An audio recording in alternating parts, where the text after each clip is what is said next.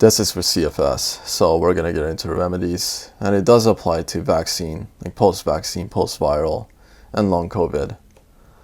CFS is complex multi-system disorder, so a patient could have like 50 symptoms or more, and that doesn't happen with most other conditions, right?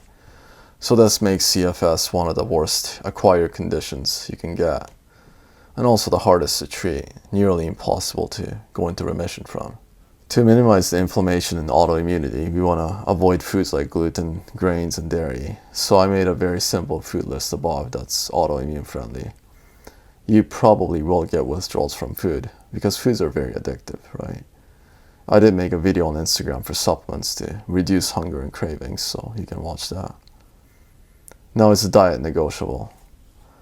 Well, it's leaning more towards no because it's a multi-system complex disorder, including autoimmunity.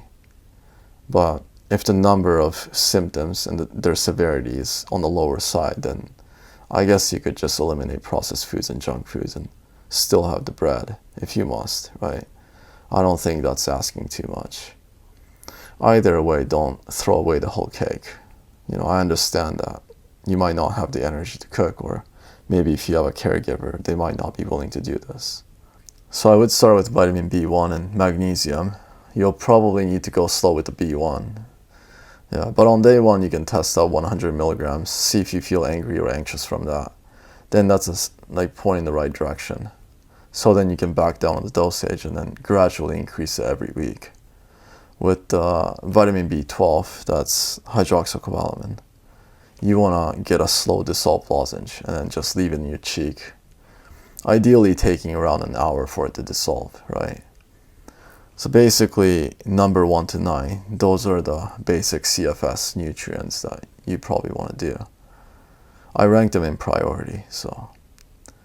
Whereas MCAS, that's a big priority too. If you got MCAS, you want to take care of that right away with the diet, right? Diet is super important for MCAS. It's important to note that CFS is unlike any other disorders. They usually have one big culprit that can be addressed, right?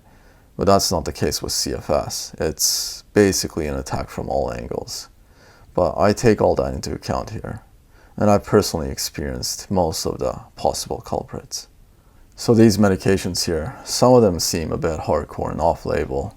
So make sure to get them through proper process, right? Well, the more severe and higher the number of symptoms you got, the more likely you'll need medications at some point. So I'll give you my example. So I did manage to overcome post-exertional malaise with diet and supplements, but I still had chronic exhaustion, right? And at the age of 20, I was doing scaffolding, debatably one of the most physically demanding work. So I was using dextrin to get through that, and it worked out really well. The amphetamines, dextrin is an amphetamine, it raises endorphins, and that's a big factor to physical energy and tolerating exercise. So let's say you could even run a couple kilometers. You would not get runner's high because you have endorphin resistance and acidosis.